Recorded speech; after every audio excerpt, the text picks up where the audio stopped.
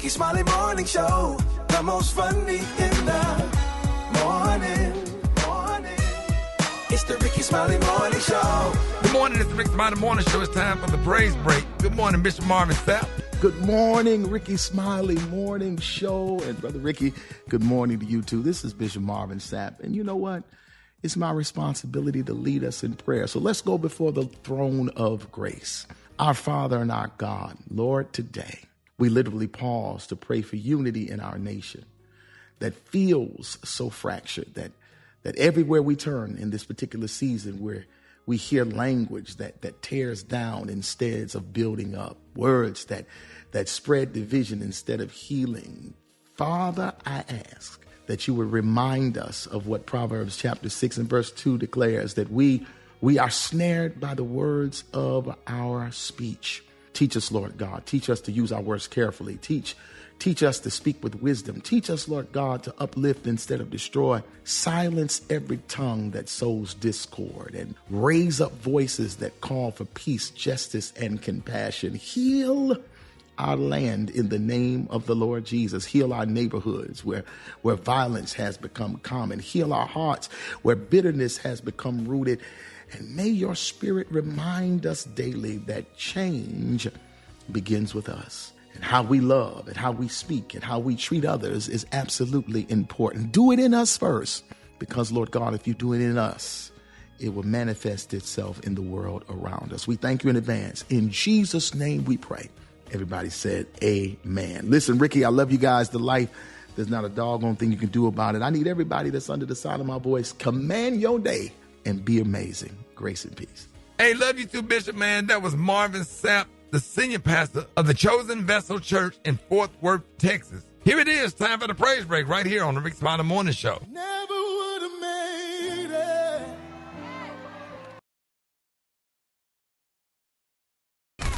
News headlines, Entertainment. sports. It's the front page on the Rickey Smiley Morning Show. All right, 13 minutes after the hour, y'all front page right here. Alfreda's, good morning. Good morning, Rickey. It's Monday, February 17th. Here's what's going on in the news. Breaking news this morning. Civil rights leader Jesse Jackson has died. His family says he passed away peacefully in Chicago after battling progressive supranuclear palsy. That's a rare neurological disease he's been fighting for years. Now, Jackson was a generational figure from the days of Martin Luther King Jr. to the present, really. He marched in the movement. He stood on the balcony the day Dr. King was assassinated and then kept pushing forward. He founded Operation Push and later built the Rainbow Coalition, bringing together Black, Latino, working class, white, Asian, and LGBTQ communities under one political umbrella way before that kind of coalition politics was mainstream. He ran for president twice in the 80s, cracking doors open for future candidates of color. Internationally, he stepped into tense situations. Many of us will remember this. He helped negotiate the release of hostages in the Middle East and Cuba. I fondly remember him carrying a child, a 5-year-old child, off a plane. He understood the spotlight. He used it, and for decades, he leveraged it to demand America widen the circle. Tributes, Rickey, are pouring in, and one phrase keeps echoing: keep hope alive. Absolutely. For millions, that wasn't just politics. It was permission to believe change was possible. Jesse Jackson was 84 years old. For more on this story, go to RickeySmileyMorningShow.com. Now, here's a look at sports. Rock T, the sports genius, is in the building. Yes, sir. Reverend Jesse Jackson, one of the greatest ever. Winter Olympic medal count is going down. If you guys ain't watching, Norway is winning with 28 total medals. Italy is in second place with 23 total medals. And USA is third place with 19 medals. The USA women's hockey team is getting ready to play for the gold medal versus Canada. The Miami Dolphins, they released their all-star wide receiver, Tyreek Hill. They cutting ties with him and say, hey, man, you're a free agent. You can go wherever you need to go. He suffered a knee injury this past season, tore ACL. Expect him to return back to Kansas City to join his good buddy, Patrick Mahomes. That's my prediction. I think it's going to happen. We'll see. Kansas State, they fired their head coach, Jerome Tang, allegedly for lashing out at his players after his team lost by 29 points. If y'all remember, here's what he had to say about his players. Hey, I'm going to honor Christ like I always do. Blessed to do this, but this was embarrassing. These dudes do not deserve to wear this uniform. There will be very few of them in it next year. I'm embarrassed for the university. I'm embarrassed for our fans, our student section. You know, it is just ridiculous. And because of that, he got fired. Come on, man. Get out of here. Like, it'd be different if you had back-to-back, very, losing seasons and you ain't won a game in the last 4 or 5 years. Okay, it's time for a new change. But for that reason alone, I don't agree with that, man. That's my quick sports report right there. Follow me on social media at Rock T Holla. Good morning, Brat. Good morning, Rock T. Well, y'all, Valentine's Day was a little rough for Jamie Foxx, and I got the details up next in the hot spot on the Rickey Smiley Morning Show.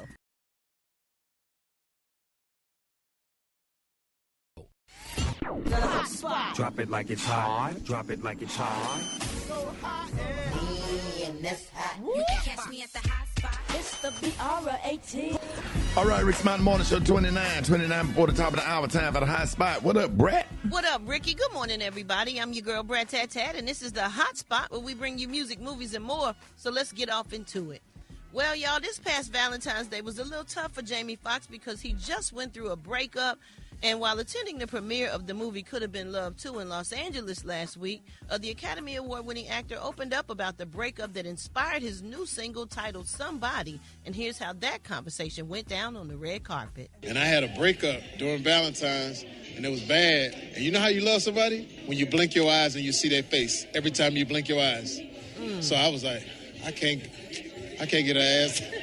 I can't get her ass out of my... The person I was writing about, she understood every word Bad Bunny would say. Man, she f***ed me up. Wait, who is this? I'm not going to tell you, but she understands Espanol. She was Spanish. Do we know her? You probably do. Okay. All right, I got to go. Oh, man. His new single titled Somebody dropped last Friday. And in case you haven't heard it, here's a little snippet of that. Somebody, find somebody to get this somebody off my mind. I've been talking to the ceiling. I guess gonna give me answers tonight. If healing is a number, then I start on your line. I like that. Oh, man. I like that, too. He must have really loved her. I mean, do y'all remember somebody, the one that got away when you broke up with him and y'all messed up? When you blink your eyes and see her face, I know all about that. Ooh, boy, that thing now, boy. Her. Yeah, that might be the one you need to fight for and try to get back. Gotta go get her. Yeah, dog. Yeah. Man, yeah, they be gone. They be got with somebody that run track or something. You can't compete with that. You stupid. Your fat, big stomach ass out of breath. You can't do nothing. Oh, man. we going to send Especially prayers not out if he a to sprinter. Yeah. Man, we going to send prayers out to Jamie Foxx because he really loved this person. Apparently, he wrote a whole song about her. Man, I wonder who it was. We probably going to find out. If we find out, I'll let y'all know. All right, we're going to wrap up the hotspot on that note. But for more information on these stories and more, you can go to RickeySmileyMorningShow.com and you can catch me on all my social media and so Brat. Why don't you hit us up for them wake-up calls at 866-9-RICKEY. That's 866-9-RICKEY. The time now is 27 minutes before the top of the hour. It's the Rickey Smiley Morning Show. What up, Rock? What's up, man? I don't know if you guys tuned in, but the 2026 NBA All-Star Weekend was this past weekend in Inglewood, California. And the weekend achieved massive viewership success. 8.8 million people tuned in to watch, which, by the way, was the highest rating since 2011. But really? Yeah, man. But while the ratings were a success, fans and analysts gave All-Star Weekend mixed reviews. The New York Times reported that some events, specifically the Saturday night competitions, which included the three-point competition and the slam dunk competition, and, of course, the HBCU Classic, looked a lot empty. Like there was nobody in the stands hardly. And they kind of had to play some tricks with the camera. They brought everybody down to the first few rows or whatever. A lot of the vibes were saying it felt like a 7 a.m. Zoom call with lots of empty seats. And the same went for Friday night for the Rising Stars game. The arena was almost empty. The NBA has been trying to make the All-Star game matter like it did back in the day. Well, why don't they just make cheaper ticket prices and let regular fans come? Well, not only that, man. It's like, go back to the old school. Like, first of all, let's start with Saturday night. All-Star Saturday night. Back in the day, when it came to the slam dunk contest, you had all your superstars: Michael Jordan, Dominique Wilkins, Spud Webb, Sean Kemp. Like, you had, and it was 8 dunkers. Now they down to 4 dunkers, and there's really no superstars in the competition. Now the 3-point shootout still it's pretty good, man. Dame Lillard, he won the 3-point shootout, man, and the roster was pretty good. Devin Booker, Donovan Mitchell, Tyrese Maxey, Jamal Murray. So those were some superstars, but there was no Steph Curry. When we think of the 3-point shootout, we think of 3-point shooting. Unless he's hurt, Steph Curry got to be in there. Okay, so the NBA need to negotiate when people come into the league that they must participate in the All-Star. Man, I don't even think LeBron James did it maybe once, the slam dunk contest early in his career. But don't you just do it at your first year He's never done it. Don't you do it your first year in the slam dunk contest? Man, listen. They just need to require all the requested stars to participate in the NBA All-Star if you in the NBA. And then that's part of the NBA. Right. Do I sound like? You're right. No, you're right. You're right. And then the game is no longer a game. They don't play defense until the last 2 minutes. And it's just like ripping up. Come on, man! It's not. It's like the Pro Bowl in football. That's why they took the Pro Bowl away. Now it's just a flag football game. Fans want to see their favorite players on one team, the best in the league, go at it as if it was an NBA title. Just like they do with the baseball All-Star, they go at it. Yes, indeed. So is it that they don't want to get hurt because is that what it is? You can get hurt in a regular game. Thank you, sir. Thank you. What's the difference between, and then you're not playing as aggressive in the NBA All-Star game as you would just a regular game. If you get hurt playing a sorry-ass team and have a season-ending injury playing a team that's worth some marbles. Come on, man. Come on, dog. You know what I'm saying? So go ahead, man, and do it, do it for the fans. It's part of the NBA, or just don't have the NBA All-Star. Right. Now, the NBA All-Star just about random chicks getting on the plane going out there to see if they can get pregnant. You can't find a turkey base within 50 miles of the city. I mean, that's what it is. Yeah. I started going to school at 12 when I was in 12th grade. So why you ain't just finished? You already in 12?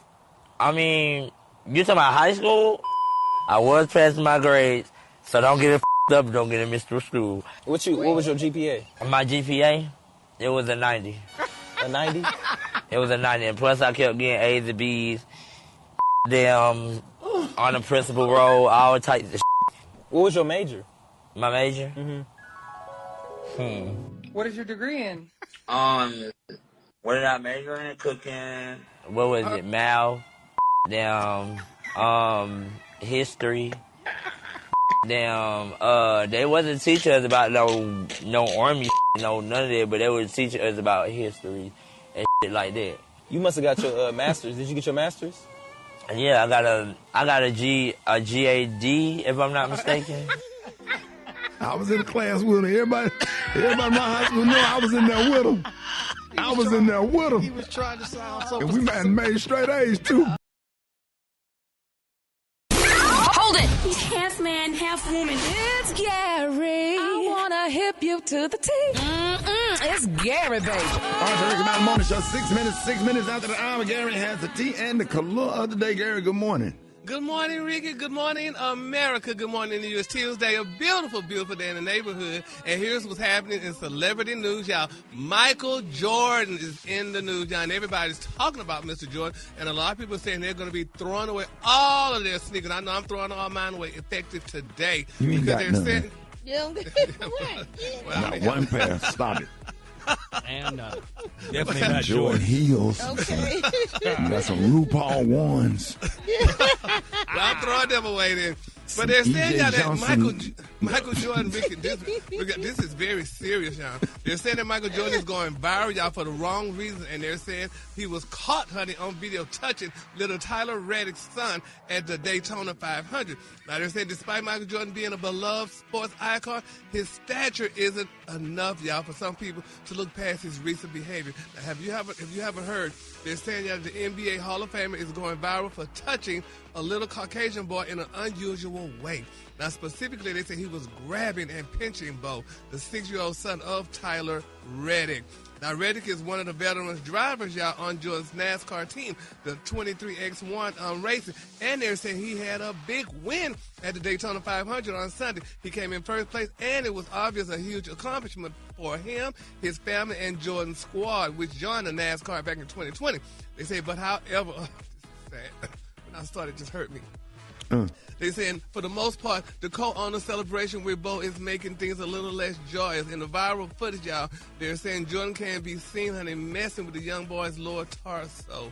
Given the currently tense social climate, y'all, thanks to the Epstein files, y'all, a lot of folks are outraged and disgusted with Jordan's behavior. Ricky, have y'all seen this video? Yeah, so look, here's what ended up happening. When you first look at it, it does look like Mike may have been pinching him, in his rear end, whatever. But what he was doing, the little boy had a bunch of ice fell down his shirt. Right. So Michael was pinching the ice loose, letting it fall out of his shirt, and it rolled down his leg, and he wiped his leg dry. So that's what ended up happening. So it pretty much. Yeah, that's pretty much it, Gary.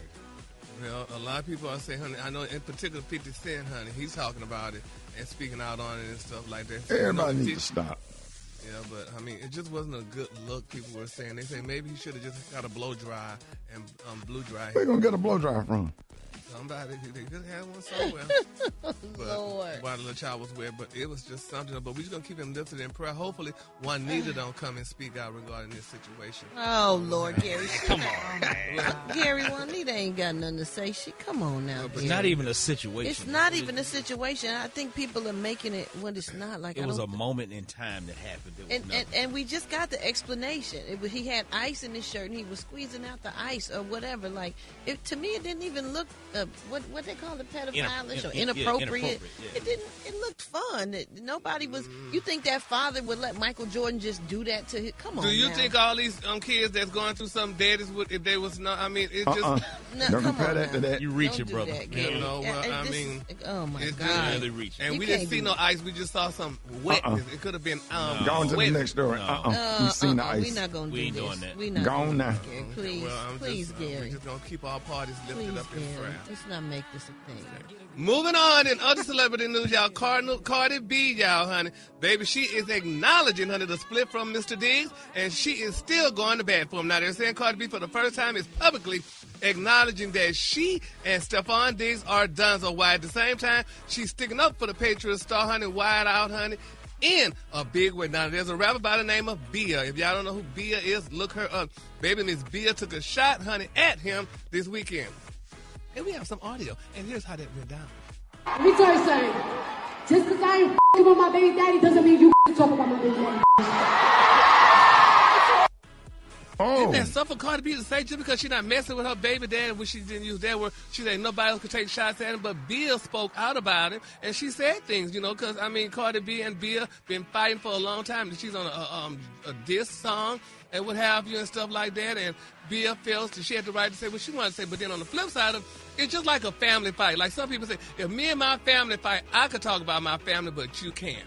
And that's what Cardi B is trying to say. She could talk about her man, but other people can't. But Ricky, the sad thing about it is a lot of people say, honey, they don't know if Bia hired some people or what went down, but Cardi was performing at one of her concerts, honey, and this girl was trying to do the Janet Jackson chair thing, honey, and baby, that chair flipped off. Yeah, I saw that, man. She said it was the government. She got up and kept on moving, though. She know how to make light of it, and that's what I'm talking about. You get lemons, you make lemonade, and the show must go on, and that's exactly what she did. And she kept moving and killed it. Yes, she did. Yeah, they flipped out that chair like a big turkey, baby. Ain't nobody complaining about her show. Ain't nobody complaining.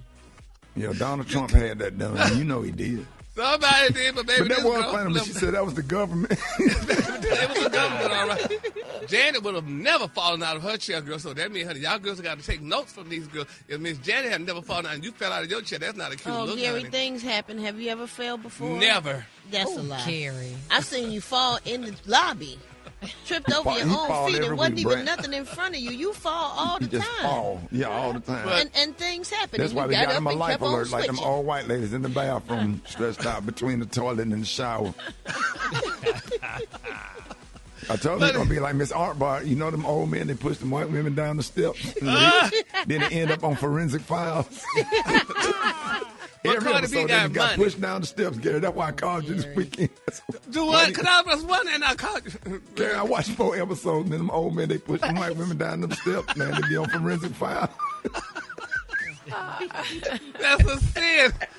Poor thing, honey. But we're going to keep our parties lifted up in prayer. Hopefully Cardi is okay, honey, when she could do her next stop, honey. She is fine.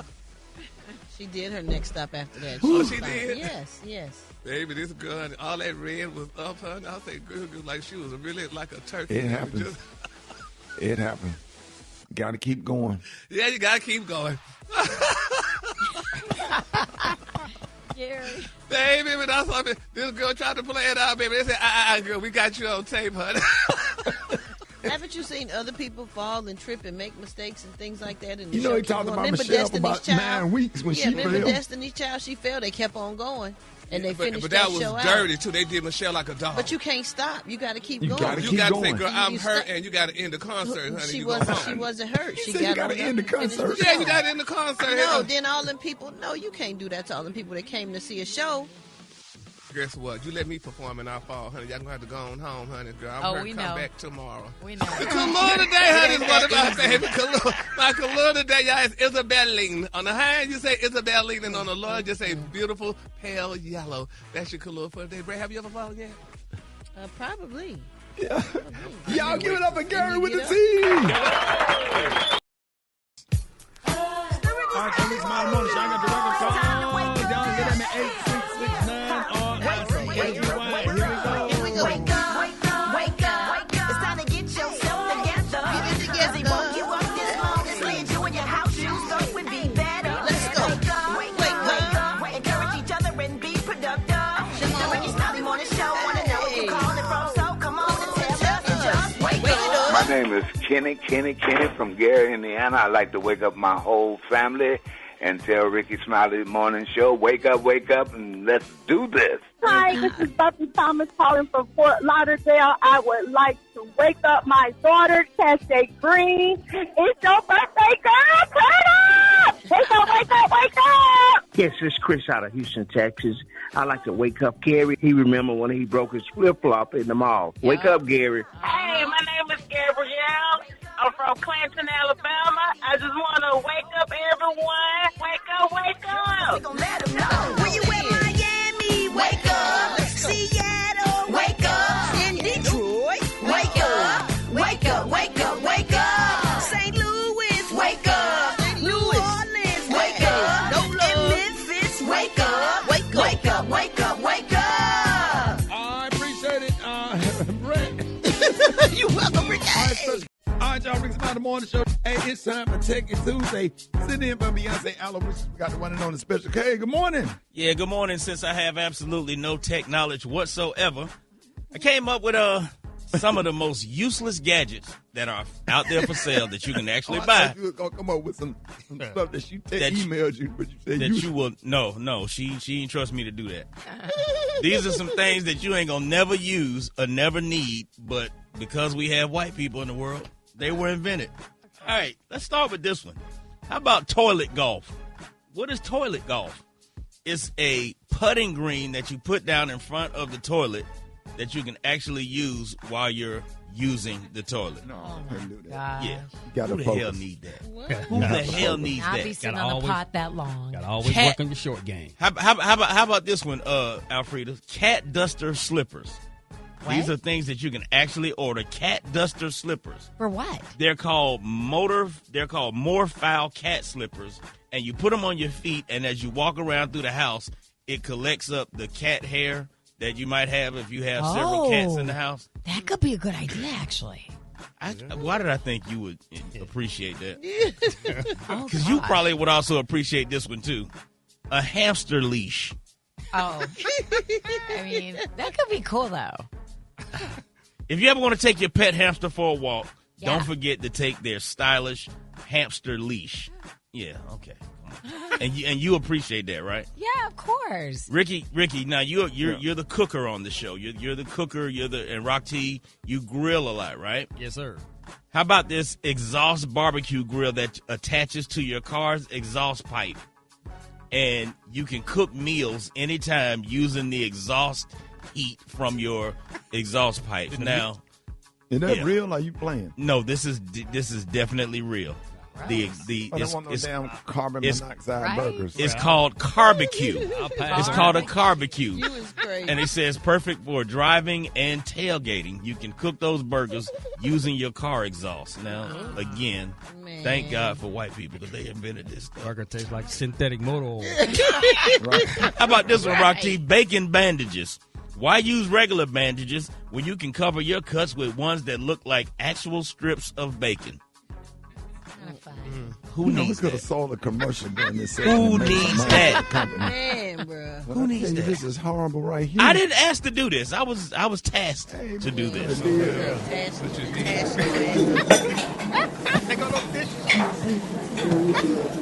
Trash bin. What's going on? What's up?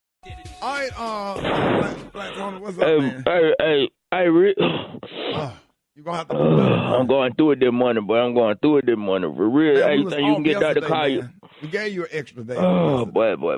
I know, son. I know.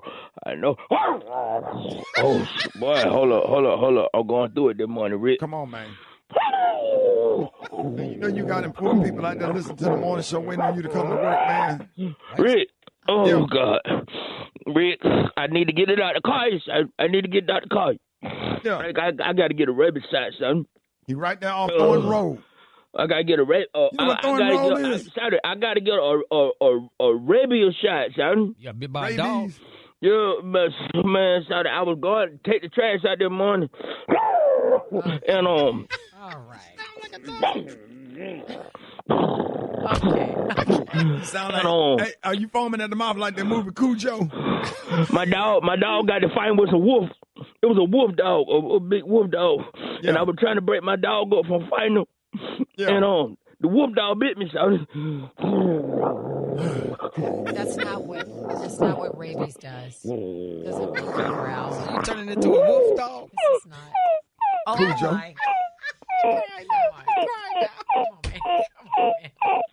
Oh, I can't come to work like this. I'm a half dog. I can't come to work like this. I'm a half dog.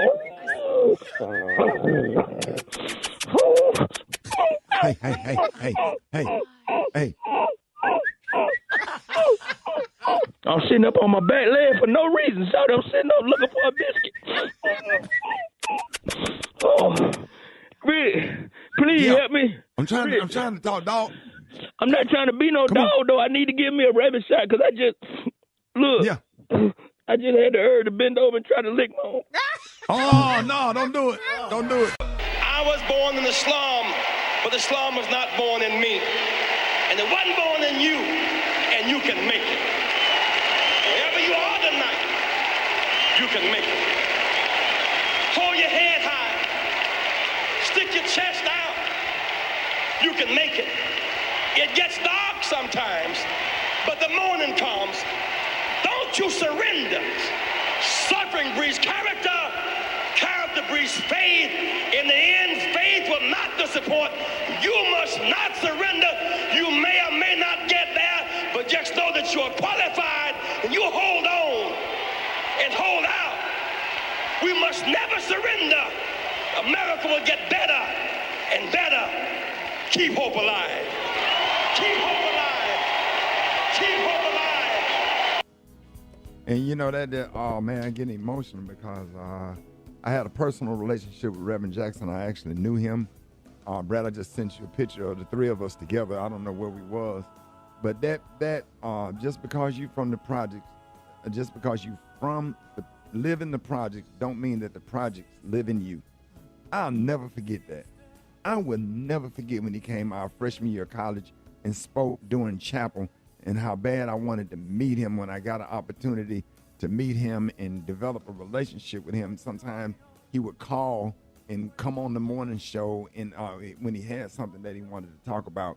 But that was Reverend Jesse Jackson's iconic speech from the 1988 Democratic National Convention, which I saw, and I also watched the one in I think in '84. All of his speeches at the Democratic National Convention, I made sure, even when I was younger, I would never miss those speeches. and we were all remembering him this morning. He passed away at age 84. Jackson was a Presidential Medal of Freedom recipient, a Democratic presidential candidate, and one of the world's best-known black activists. May his soul rest in peace. The one and only Reverend Jesse Jackson. More Rickey Smiley Morning Show coming up. Hold it! He's half man, half woman. It's Gary. I wanna hip you to the T. It's Gary, baby. Gary has the T and the other day. Gary, good morning. Good morning, Ricky. Good morning, America. Good morning to you. It's Tuesday, a beautiful, beautiful day in the neighborhood. And here's what's happening in celebrity news, y'all. Baby, when your daddy is a girl dad, honey, there ain't nothing you could do about it, baby. And who am I talking about who's a girl dad? Fantasia daddy is a girl daddy, and he loves his daughter. Now, Fantasia recently performed this weekend, I think if I'm not mistaken, it was in Houston. And, honey, everybody was crying and just carrying on because her husband presented her with a beautiful 11-carat diamond ring. He said for each year, she got a carat. And that ring was sparkling, and it looked amazing, baby. Miss Fantasia looked like she couldn't even hold her hand up. That ring was so heavy, baby. But, honey, her girl dad, her daddy, is speaking out, honey. Yes, sir, baby. They say Fantasia daddy is calling out her husband, Kendall Taylor, following his re-proposal semen, accuses him of pinning y'all missing money on Fantasia's financial advisor. Then, honey, getting them fired. He said that damn fake cry was bull crap. He said, y'all pray for Fantasia. He said, you love God, but you put a man before him. And here's what her daddy had to say. I want all her fans to keep her in prayer. The work that I put in with my kids at a young age, I dare not let somebody that I know manipulate. Now, she's had a lot of them to do it in the past, but this one here, I got proof. Oh, I don't know if I would have did that publicly. Had a lot of them do it in the past. My goodness. Baby, he's speaking out. That's her daddy, and that man loved his daughter. We don't even know if they talk. We don't even, come on, man. But he said it with his chest. Like yes, he did. He might have said it with his chest, but, oh, my God. Just let them have their moment. It was a beautiful moment. She was happy. He was happy. It was a beautiful moment, and I hate that somebody is trying to ruin their moment that we all enjoyed seeing, and it melted all of our hearts. Yeah, well, her daddy, honey, when your daddy speak, honey, and your daddy know, he said he worked hard, honey, for them children. And, honey, he's not about to let Fantasia go through something like that with her husband. She's an adult. Let's not forget she's grown, and she's a grown woman, and she makes her own decisions, and she's been happy with her husband for 11 years. 11 years. Because people was wondering where he work at, but I don't know. But anyway, child, honey, they just... He absurd. I mean, he come at the husband? Yeah. Yeah, he part of the production. Oh, really? He makes sure everything goes smoothly for his wife. Oh, really? Oh, and it's working because look, if you look at our shows, you can look at the quality of the shows and the performances from the band. He do a lot of good stuff now. Yeah.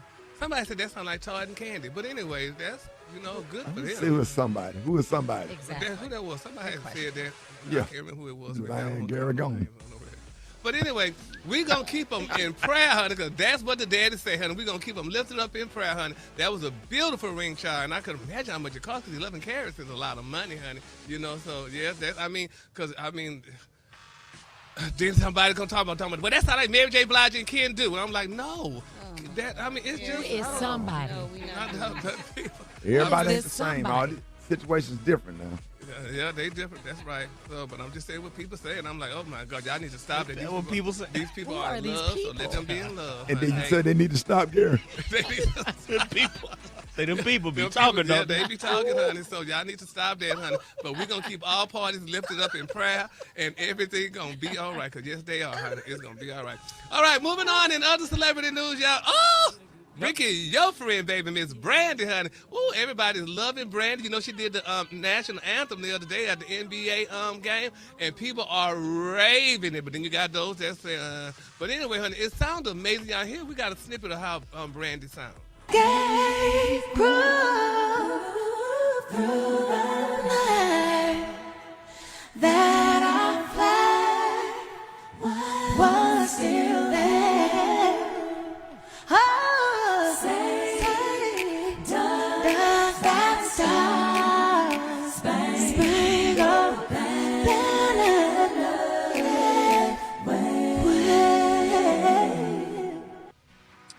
Yes, baby. They say some love that unique R&B twist. They say while others prefer the more traditional rendition. But now they're saying that the Obamas, honey, we're seeing applauding the performances of the Obamas. Like that's all that matters. But people are saying, it's kind of a little bit too blackened up.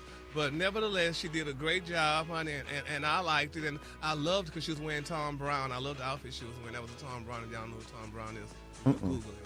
But she was wearing Tom Brown, and she looked amazing, and she did a good job. So kudos out to Brandon. Now, it wasn't Whitney Houston. Didn't Whitney Houston do the national anthem? Yes, she did. Yeah, it wasn't Show it Whitney up. Houston. Yeah. Super Bowl. Yep, Miss Houston. I like did. that rendition Brandy did. I That thought little it was- snippet I heard. I thought it was nice, I thought it was too. kind of dope. I That liked one, it. and I love Marvin Gaye's. Oh, yeah, So, Marvin Gaye's yeah. was good, too. So, yeah. The snapping of the Carl fingers Lewis. just kind of threw me a little bit. But otherwise, it was good.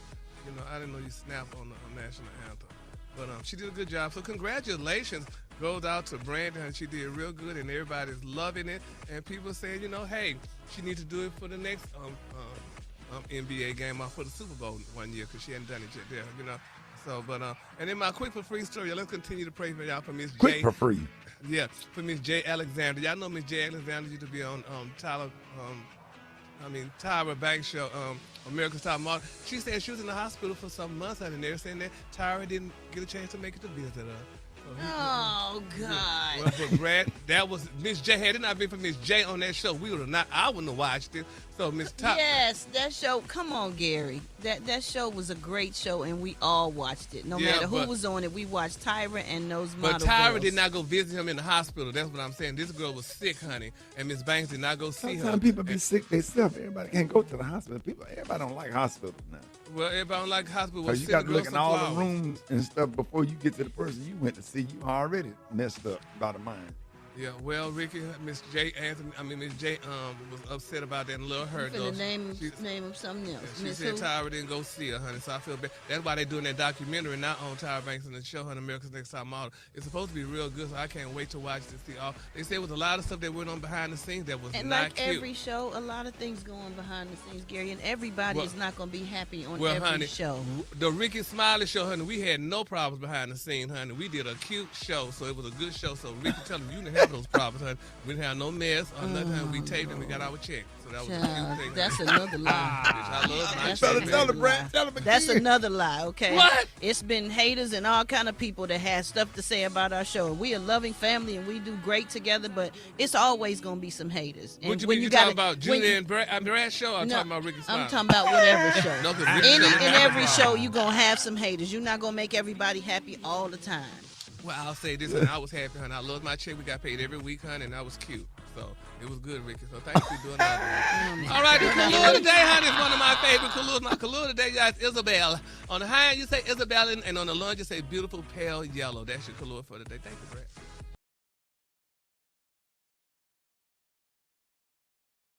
Y'all give it up for Gary with the team. Hey, coming up now. Now we was gonna do some stuff on Valentine, but it would be hard. Turn the music off for a second. It would really be hard for me to do anything about Valentine with the passing of Reverend Jesse Jackson. My heart is really, really heavy because that's somebody that personally inspired me, and he was my frat brother, and I absolutely love one of my favorite people on this earth. And I'm literally sitting here fighting. I keep seeing it on the news. I keep seeing his face pop up on my timeline, and I just think it would just be so honorable if people want to call up and offer their condolences to Reverend Jesse Jackson. He is so iconic.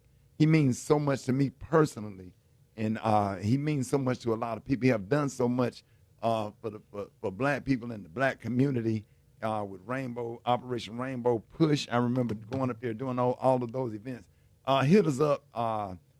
Your favorite Reverend Jesse Jackson moment. We're going to pull together some of his clips of his speeches, and we're just going to honor him this morning because that's the first black man to win a presidential primary. I remember when he won Iowa, and he went out there, and the way he was campaigning, I got some stories because I had an opportunity to spend a lot of time with the late Reverend Jesse Jackson. So hit us up at 8669, Ricky. 8669-RICKEY. We're going to be talking about the life and the legacy of Reverend Jesse Jackson. Coming up next, Rickey Smiley Morning Show.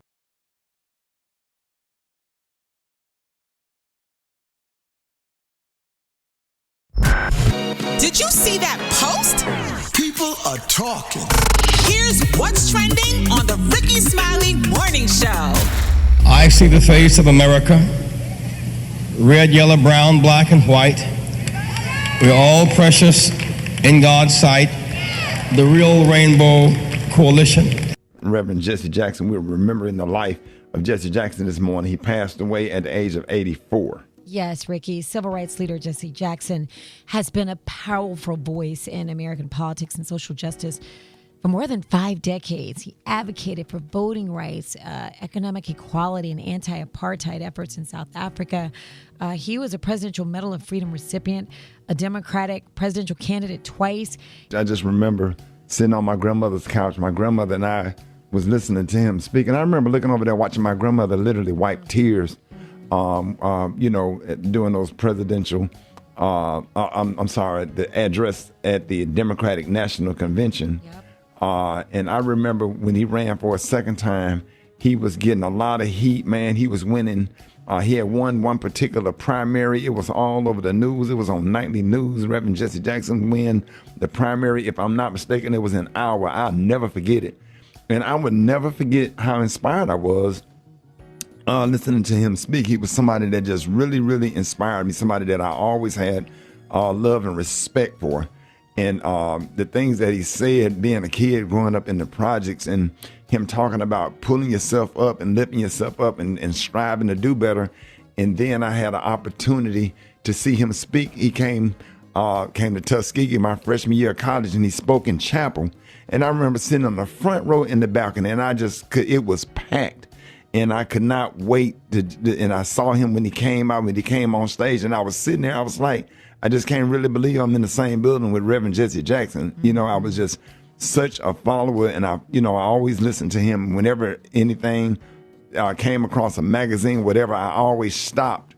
And then when I found out that he was the Bruz, that was one of the things that made me wanted to pledge and stuff, because he was so awesome. He was so powerful. I remember my first interaction with the Omegas, the Gamma Sig Bruz on the campus of Alabama State University, because you didn't walk down that sidewalk, and bro had came across the street and handed me a flyer, and he said, "Hey man, my frat brother, Reverend Jesse Jackson, is running for president of the United States." And I'll never forget. It was in '88, and they said, "Hey, are you registered to vote?" And I was registered to vote by an Omega man, Mr. Wynn, down at Tuskegee. So I was ready to go out and do whatever I had to do. And I took some flyers and I took them to the Student Union building, to pass the flyers out, just trying to get the students to get the vote out. Yeah. Reverend Jesse Jackson, when they had the primaries in the state of Alabama, that he would win, hoping that we would see the first black president of the United States. You're right. What are you about to say, Alfreda? I was just going to say, they did not expect him. When he ran for president twice in the 80s, yep, they did not expect him to get the votes he got. But, if it wasn't for him, we would have never had President Obama. He opened those doors for diverse candidates, for women, for Hispanics. And, I was today years old when I realized what Rainbow Coalition was. I just thought, because LBT. He was like, no, black, white, Latino. It was for the rainbow of people. He spoke out against apartheid. He was advocating, Ricky, for Palestinian statehood way before, you think about what's going on right now in the Middle East. Mm-hmm. He was talking about this a long time ago. He even negotiated for hostages. We couldn't do it. Our government couldn't do it, but they trusted him in the Middle East. He was able to go in there and get those hostages out of the Middle East. And when our government couldn't do it, he did. Alfreda. He also did it in Cuba. He didn't just preach hope, he organized it. People trusted him and they believed him. And, he had victories, he had setbacks, he had illnesses, but people remember him and his keep hope alive. He gave us all hope. For sure. Yeah, he did. And I remember, when I was on the Doug Banks Morning Show, we did a live broadcast. I'll never forget it, in Chicago. And Reverend Jackson came and he spoke. I couldn't even believe I was on the stage with him. We took a picture. And then when he, every time he came, was in Birmingham, him and Reverend Tommy Lewis, they were really good friends. Reverend Tommy Lewis and I are good friends. And they would always call me and say, hey, Reverend Jesse Jackson is going to be in town. And I would just always go and just be a part of it, just with him and the prominent pastors. I was just always with him. And sometime when we got closer and we exchanged numbers, and sometime he would just pick up the phone and call. I look at my phone and say, Reverend Jesse Jackson. And I just always go back to that kid sitting on the couch, getting motivated. And I never forget him, if nothing else stood out. Just because you live in the projects don't mean that the projects live in you. Man, that one thing right there, it carried me, and it showed me as a kid where I was and what I could be, what I was going to be. And my grandmother was like, did you hear what he said? Did you hear what he just said, baby? Don't you ever forget that. And I had an opportunity to tell him how that changed my life and how it made me feel. I know we were supposed to be talking about Valentine's. We got Roland Martin on. Is he on? Okay, we're trying to get Roland Martin on. So if you have any memories of Reverend Jesse Jackson, we can go to the phones. You can hit us up at 866-9-RICKY, 866-9-RICKY. While we were remembering Reverend Jesse Jackson today, he passed away at age 84. Let's go to the phones. Good morning. Hi, I'm Kimberly, and I'm calling from Tamarack, Florida. I'm sending condolences to the Reverend Jesse Jackson family. I am a proud graduate of North Carolina Agricultural Technical State University, in which Reverend Jesse Jackson graduated from. And I also had the opportunity as a student to work on his campaign in 1988 when I was a sophomore at North Carolina Agricultural and Technical State University. Rest in peace, Reverend Jackson. Aggie Pride, 365 days a year. We love you. Sending condolences to the family. My name is Rico. I'm calling from Kissimmee, Florida. And I was graduated high school in 1986. And I want to say Reverend Jesse Jackson is revered. I remember him from my youth. I love him, respect him. And to those of you that are coming up behind me, know your history, know your figures. He's a very important black historical figure. My name is Calvin. I'm calling from Orlando, Florida. I was able to see Jesse Jackson back in 1989 at the Independence Building in Jacksonville, Florida. Thank you. My condolences. Yes, sir. I'm going to be taking more of your phone calls. Y'all hit us up. Your favorite memories of Reverend Jesse Jackson. 866-9-RICKY, 866-9-RICKY. I was born in the slum, but the slum was not born in me. And it wasn't born in you, and you can make it. Wherever you are tonight, you can make it. Hold your head high. Stick your chest out. You can make it. It gets dark sometimes, but the morning comes. Don't you surrender. Suffering breeds character. Character breeds faith. In the end, faith will not disappoint. You must not surrender. You may or may not get there, but just know that you're qualified, and you hold on and hold out. We must never surrender. America will get better and better. Keep hope alive. Keep hope alive. Keep hope alive. You know, we're remembering Jesse Jackson today. He passed away. Yes.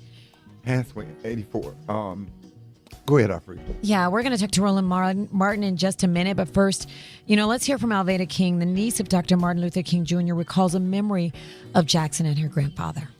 And I remember Jesse sat in my grandfather's lap, put his arms around my grandfather, and my grandfather said, "Son, son," and began to pray for Reverend Jesse Jackson. I pray for Reverend Jackson's family at this time. Now, Rickey Jackson acknowledged that the sacrifices and the work of numerous civil rights leaders, it made it possible for him to become a leading presidential candidate at the 1988 Democratic National Convention. The sons and daughters of slave masters and the sons and daughters of slaves sitting together around the common table to decide the direction of our party and our country. His heart would be full tonight that their prayers are being answered, that their work has not been in vain, and the hope is eternal. Tomorrow night, my name will go in nomination for the presidency of the United States of America. Hey, Roland, take over. Give us your thought. Me and Alfredo, we ain't no good right now. Well, you just playing the end of that speech at the Democratic National Convention in 1988 in Atlanta has me in tears. The reason being because I literally play that multiple times a year, and I really play the last 7 minutes. It is utterly brilliant, and every time I shed tears, and I was able to personally convey that to Reverend Jackson. I need everybody who's listening, no matter how young you are, how old you are, I need them to understand that we have lost one of the most consequential figures in American history, not Black history, in American history. I really want folk who are millennials and Gen Z to understand that it wasn't just Reverend Jackson's oratory. This is somebody who was literally on the front lines. When you talk about stay on the wall, he was standing on top of the wall. Not just impact.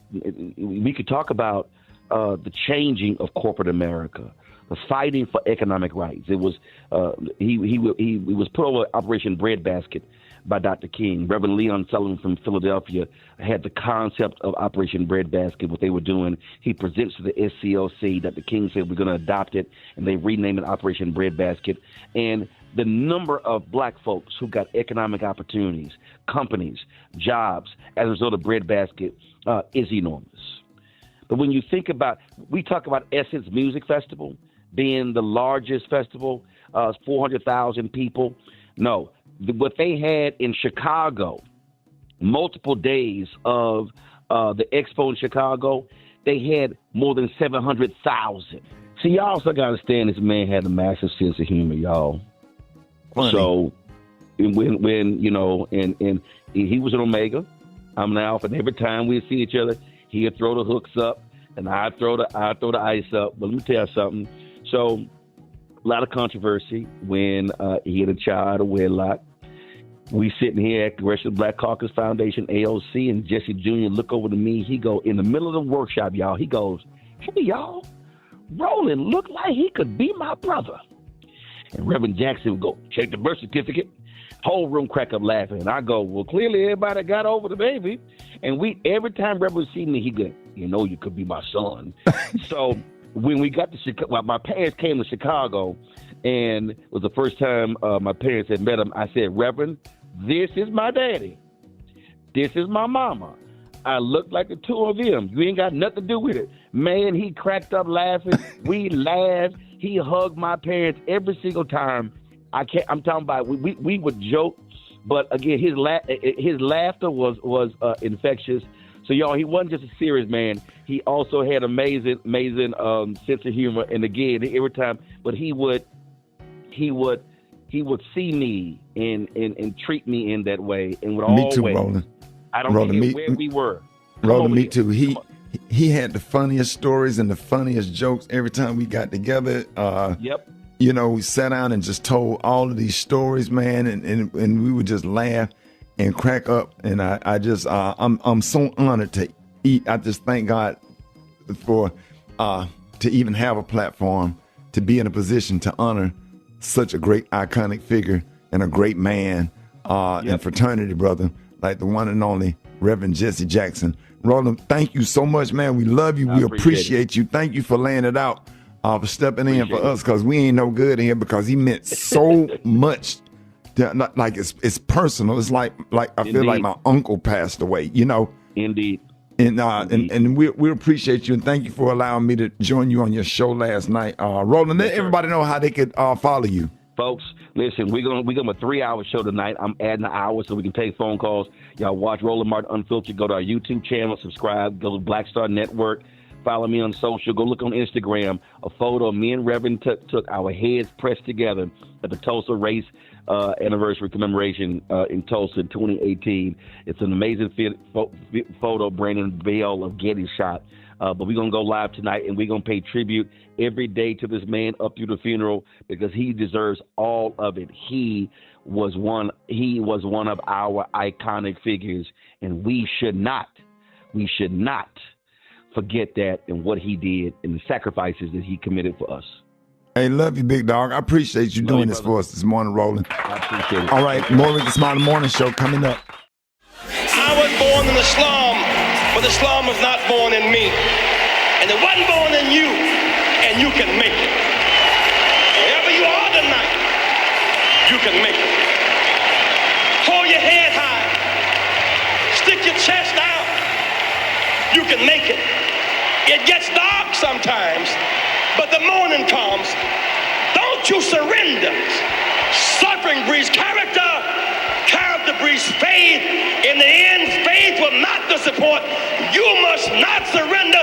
You may or may not get there, but just know that you are qualified and you hold on and hold out. We must never surrender. America will get better and better. Keep hope alive. Keep hope alive. Keep hope alive. You know, we're remembering Jesse Jackson today. He passed away. Yes. Passed away at 84. Go ahead, Alfred. Yeah, we're going to talk to Roland Martin in just a minute. But first, let's hear from Alveda King, the niece of Dr. Martin Luther King Jr., recalls a memory of Jackson and her grandfather. And I remember Jesse sat in my grandfather's lap, put his arms around my grandfather, and my grandfather said, "Son, son," and began to pray for Reverend Jesse Jackson. I pray for Reverend Jackson's family at this time. Now, Rickey Jackson acknowledged that the sacrifices and the work of numerous civil rights leaders, it made it possible for him to become a leading presidential candidate at the 1988 Democratic National Convention. The sons and daughters of slave masters and the sons and daughters of slaves sitting together around a common table to decide the direction of our party and our country. His heart would be full tonight that their prayers are being answered, that their work has not been in vain, and the hope is eternal. Tomorrow night, my name will go in nomination for the presidency of the United States of America. Hey, Roland, take over. Give us your thought, man. Alfred, we ain't no good right now. Well, you just playing the end of that speech at the Democratic National Convention in 1988 in Atlanta has me in tears. The reason being because I literally play that multiple times a year, and I really play the last 7 minutes.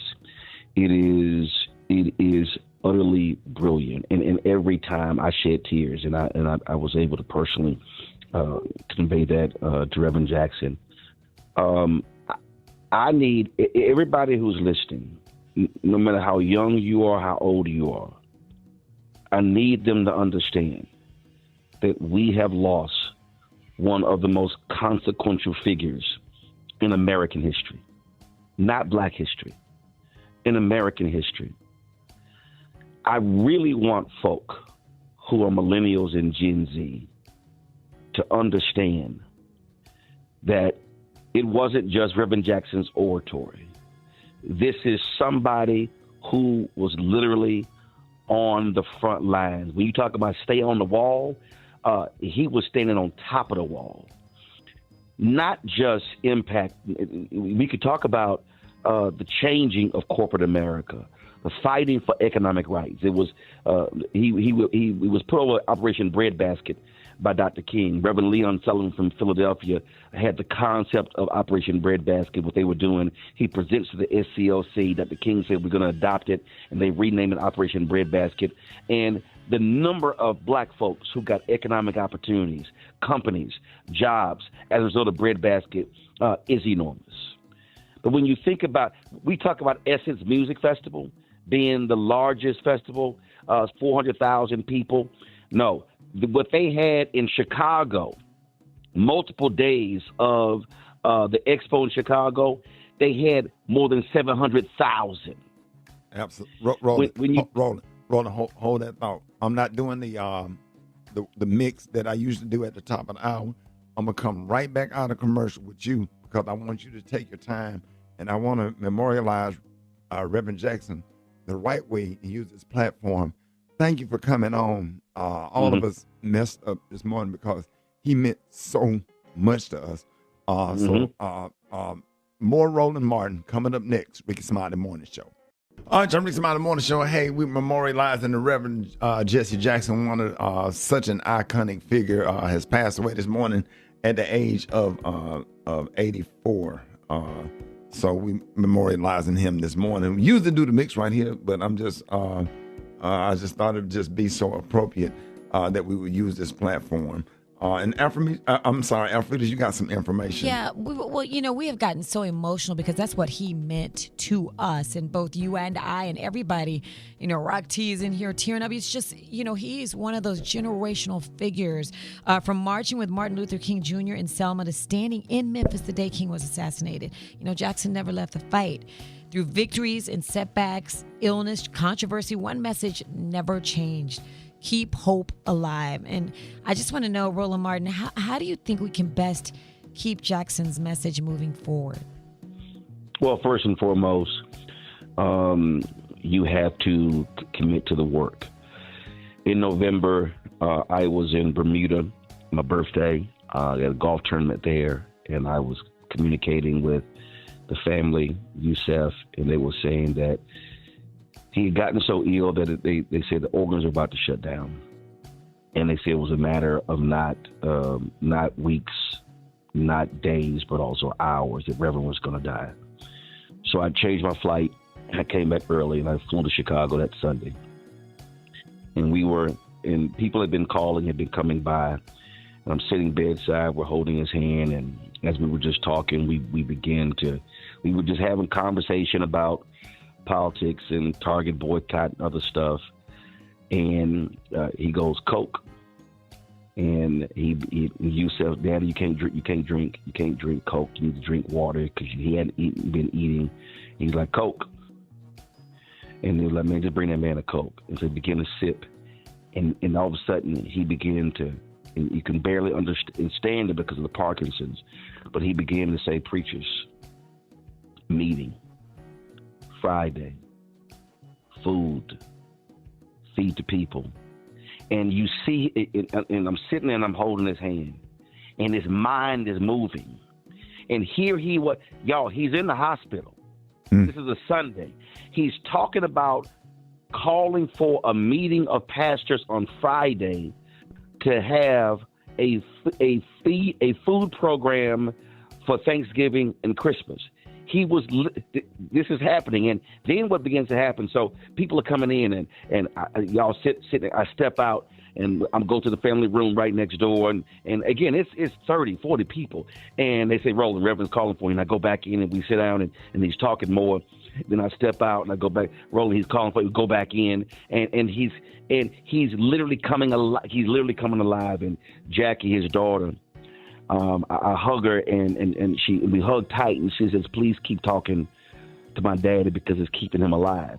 Y'all, the people and the energy and the talk about activism and the work was bringing him back to life. The doctors said, we ain't never seen nothing like this.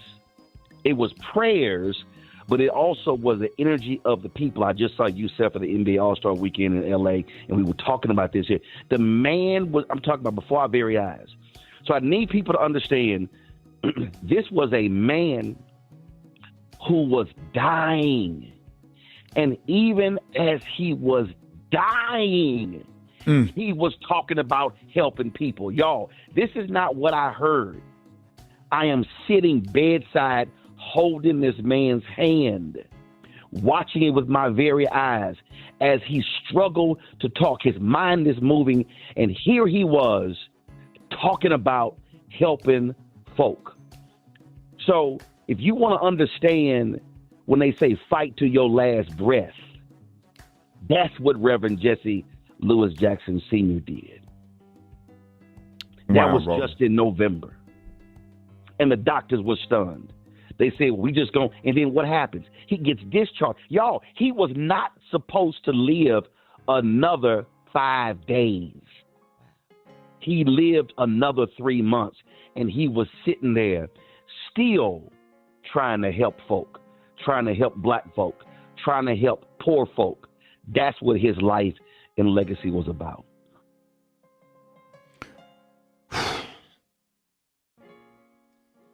And I need also,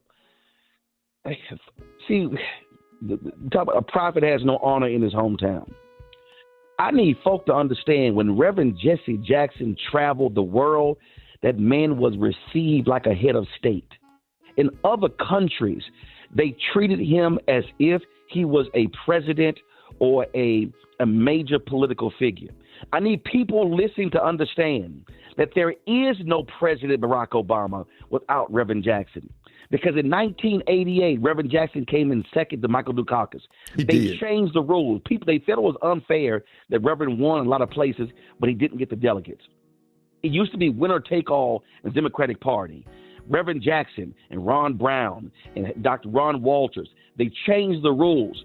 And if you look at 2008, if the old rules were in place, that means if you win or take all, that means if Hillary Clinton won the large states, she won Pennsylvania, Ohio, California, Texas. Under the old rules, she would have taken all the delegates. There is no Obama without Reverend running in 84 and 88. But it's not just Obama. He put 2 million people on the rolls. I have met these people, black folks who became sheriff, city council members, county commissioners, school board members, House members. Richard Shelby was a Democrat in Alabama, elected United States Senate because of the people Reverend Jackson put on the voting rolls in 1984-88. Paul Wellstone, little short, he became a United States Senator from Minnesota, was the state director of Reverend Jackson's campaign. Donna Brazile don't run Al Gore's campaign as campaign manager unless she was riding her bike trying to help Reverend win in 1984 and 88. Corporate America, when you talk about Operation Breadbasket, the ability for so many black companies to get their products on the shelves and to be able to grow their businesses, that was Reverend Jackson.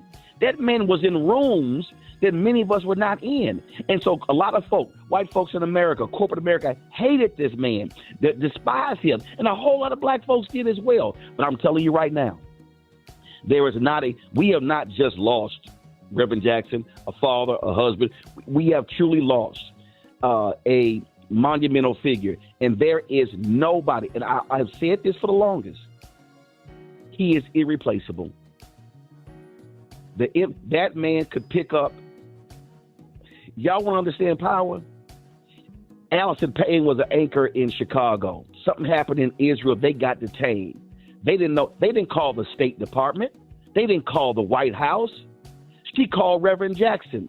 Within an hour, Reverend Jackson was on the phone with the Prime Minister of Israel, and they were released.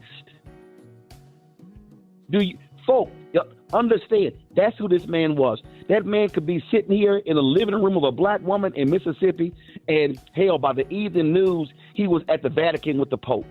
He was in Russia with Boris Yeltsin.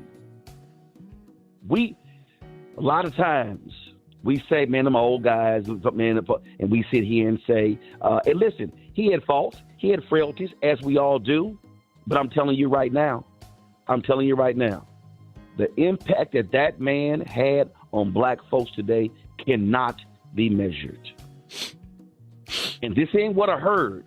This is what I know. This is what I saw. The numerous conversations that we had, the talks that we had. He would just call me out of the blue. And then when we saw each other, and even after he got Parkinson's, that man would sit here, Roland, come over. And we would sit here and talk. It was NBA All-Star game. And here he was, y'all, in Indianapolis a few years ago. It was election year. He was talking about the election. Yo, he could barely get the words out of his mouth. I could only hear every fifth word because it was so hard to understand him because Parkinson's had ravaged his voice, but he was still there. He was talking about mobilizing, organizing, getting folks registered. That's who this man was. And so there's no black person. I don't care who's listening. You don't let nobody say anything bad about this man, because I'm telling you right now, what he did for our people is simply unmatched. He was a continuation of A. Philip Randolph, Mary McLeod Bethune, Paul Robeson, Dr. King, Reverend Jackson. That continuum was there. And there was nobody. I'm telling you right now, there's no preacher. When you think about politicians, he could travel this country. And when Reverend Jackson came to town, a rock star came to town. Absolutely. A prophet came to town. That's who that man is. Whew. Boy, you got us toe up in here. Roland, hold that thought right there. Let's go to the phones. You're on with Rickey Smiley, Roland Martin, everybody. Good morning.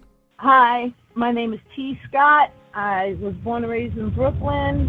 I know the Reverend. He used to come to our church, Bethany Baptist. He spoke at my graduation. He marched with us at the A&P supermarket. I was part of SCLC, Operation Push. Wonderful man, great speaker, great motivator. And I am so sad to hear of his passing.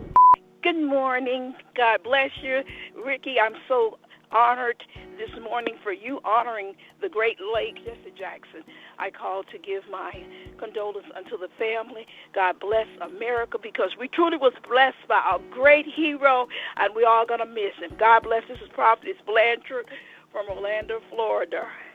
Yeah, this is Jalen from Houston, Texas. I just want to say rest in peace to a paramount person towards the African-American community, Jesse Jackson. I mean, one of the biggest moments that defined American civil rights was his activism in 1960. I mean, he did library sit-ins. He was a witness of MLK's assassination. I mean, he's just a historic person. He's done so much for our community and for civil rights. Rest in peace to a good soul. Good morning. My name is Mia. I'm from Miami, Florida. And I wanted to say Jesse Jackson spoke to people from every area, rural to urban to middle class, talked to people and spoke to them. He brought everybody together. My name is Kimberly, and I'm calling from Cincinnati, Ohio, Forest Park. I remember meeting Jesse Jackson during the 2001 Timothy Thomas riot. He came to a church, Shuttlesworth Church, and that's where I met him at. And he was always strong for the fight.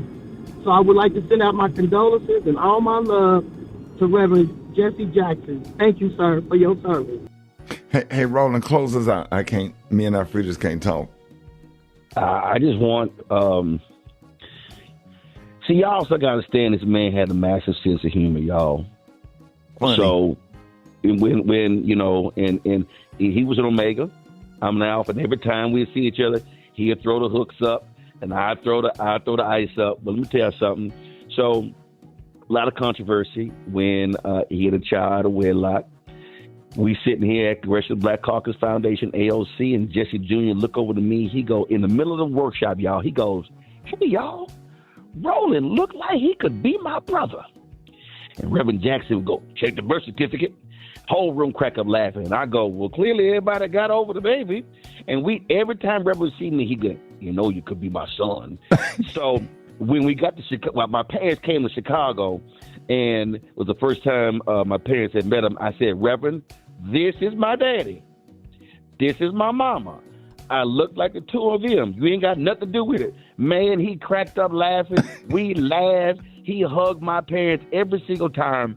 I'm talking about we would joke, but again, his laughter was infectious. So y'all, he wasn't just a serious man. He also had amazing sense of humor. And again, every time, but he would see me and treat me in that way, and would always. Me too, Roland. I don't care where we were. Roland, me too. he had the funniest stories and the funniest jokes every time we got together.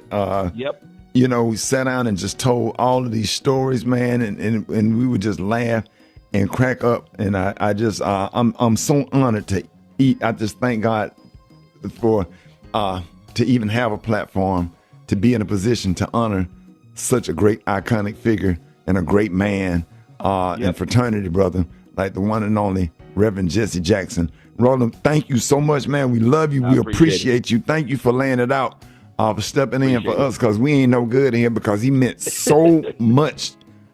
Like it's personal. It's like I feel like my uncle passed away, you know. Indeed. And we appreciate you, and thank you for allowing me to join you on your show last night. Roland, let everybody know how they could follow you. Folks, listen, we're gonna a 3-hour show tonight. I'm adding an hour so we can take phone calls. Y'all watch Roland Martin Unfiltered. Go to our YouTube channel, subscribe. Go to Black Star Network. Follow me on social. Go look on Instagram. A photo of me and Reverend took our heads pressed together at the Tulsa race anniversary commemoration in Tulsa in 2018. It's an amazing photo Brandon Bell of Getty shot. But we're going to go live tonight, and we're going to pay tribute every day to this man up through the funeral, because he deserves all of it. He was one of our iconic figures, and we should not forget that and what he did and the sacrifices that he committed for us. Hey, love you, big dog. I appreciate you doing this for us this morning, Roland. I appreciate it. All right, more Rickey Smiley Morning Show coming up. News headlines, entertainment, sports. It's the front page on the Rickey Smiley Morning Show. All right, y'all, Rickey Smiley Morning Show, 26 minutes after the hour, y'all, front page right here. Alfreda's, good morning. Good morning, Ricky. It's Tuesday, February 17th. Here's what's going on in the news. Civil rights leader Jesse Jackson has died at 84, and it is impossible to tell the story of modern activism without him. From marching beside Martin Luther King Jr. in Selma to being in Memphis the day King was assassinated, Jackson stayed on the front lines for more than half a century. He transformed protest into power, leading Operation Breadbasket, founding Operation Push, and building the Rainbow Coalition long before coalition politics was a buzzword. Jackson ran for president twice in the 80s. The sons and daughters of slave masters and the sons and daughters of slaves sitting together around the common table to decide the direction of our party and our country. His heart would be full tonight that their prayers are being answered, that their work has not been in vain, and the hope is eternal. Tomorrow night, my name will go in nomination for the presidency of the United States of America. His presidential runs in the 80s expanded what leadership in America could actually look like and cleared the path for the diverse candidates who followed. Jackson also carried the fight beyond U.S. borders, speaking out against apartheid, advocating Palestinian self-determination, and even negotiating for hostages. Through victories, setbacks, illness, and controversy, his message never changed. Keep hope alive and keep moving forward. Rest in peace, Reverend Jesse Jackson. For info on this story and more, go to RickySmileyMorningShow.com now. Here's a look at sports. Rock T, the sports genius, is in the building. Ladies and gentlemen, a lot of people don't realize Reverend Jesse Jackson played sports. He played football, he played basketball, ran track. 6 years ago, he did an interview. And in the interview, he was discussing how NCAA athletes should be paid and how they were taken advantage of because the football programs and the basketball programs was making all this money and they wasn't sharing the wealth with the players who was helping generate the money. And look what happened.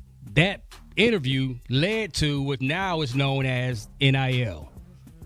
Players transform. So this is a snippet of what he was talking about in that interview, but you got to listen real close. If it were not for athletics, I could not have gone to college. My parents couldn't afford to send me to college. I never remember them being out of debt. And so football gave me a chance to go to school, and I'm ever grateful. The athletics, I'm also concerned about how today athletes are being exploited in such a different kind of way. Athletics, if we can only play football, basketball, baseball, fill up the stadium. Middle schools have 25 to 30 athletic programs. But the football team, the basketball team generates money for the whole athletic department. And often those sports are heavily played by African Americans who do not get the financial consideration that they deserve. Wow. It was that interview right there, and it led to bigger conversations, and now we have NIL, and these athletes, college athletes are getting paid for their time and talent and likeness, man. So rest in peace, one of the greatest to ever do it, man, Reverend Jesse Jackson. That's my quick sports report right there. Follow me on social media at Rock T Holla. Brat got the hot spot. The hot spot. Drop it like it's hot. Drop it like it's hot. So hot and that's hot. You can catch me at the hot spot. It's the BR18. All right, y'all. Rick's About the Morning Show. It's the bottom of the hour. Time for the hot spot. What up, Brat? What up, Ricky? Good morning, everybody. I'm your girl, Brat Tat Tat, and this is the hot spot where we bring you music, movies, and more. So let's get off into it. Well, J. Cole has been pulling up to his fans on HBCU campuses to celebrate the release of his new album, The Fall Off.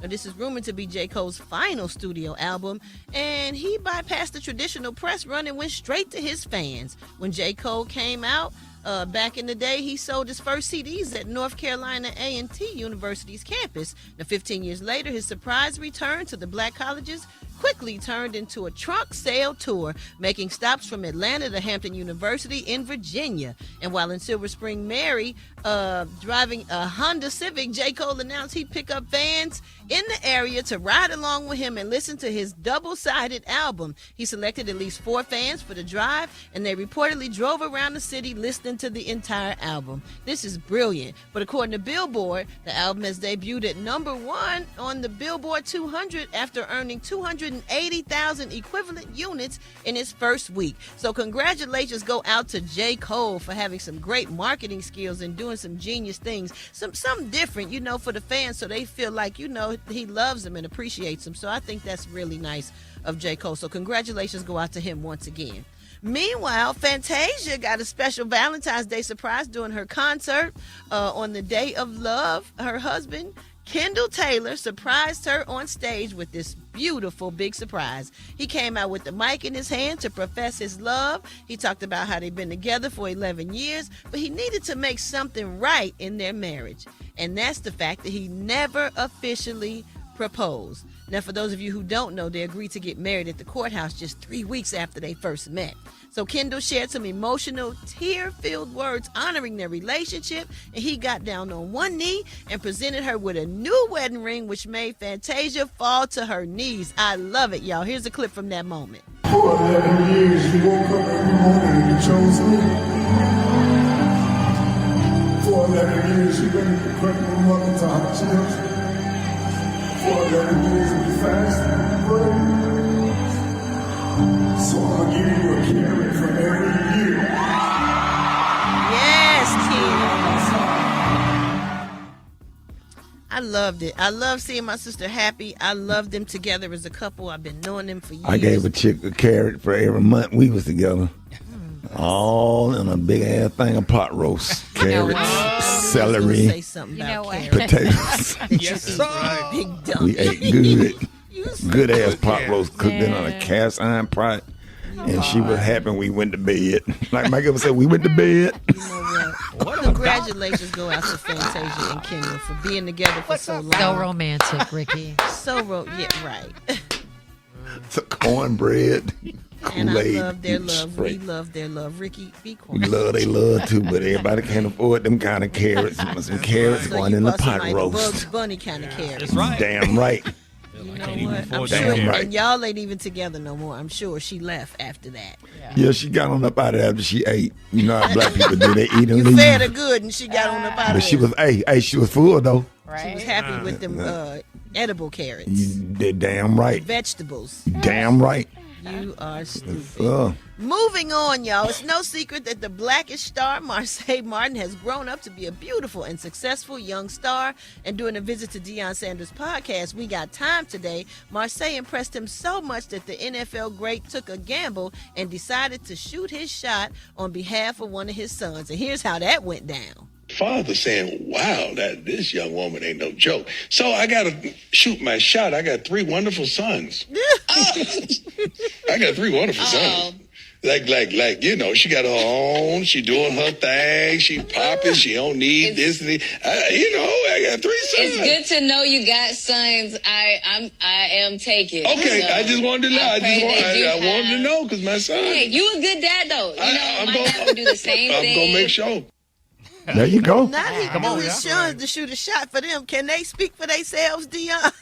She one of those athletes. I don't blame her, honey. Leave them athletes where they at. Oh, no, don't say that. There's some good athletes out there. Yeah, absolutely, Gary. But she's already taken. But congratulations go out to her. We are proud of her. We watched her grow up, and she is a beautiful and successful and smart, very smart young lady. So that is what's up. All right, y'all. We're going to wrap up the hot spot on that note. But for more information on these stories and more, you can go to RickySmileyMorningShow.com, and you can catch me on all my social media at So Brat. Coming up next, y'all, we got Dwight Stone with the Praise Mixdown. The time now is 25 minutes before the top of the hour. It's the Rickey Smiley Morning Show.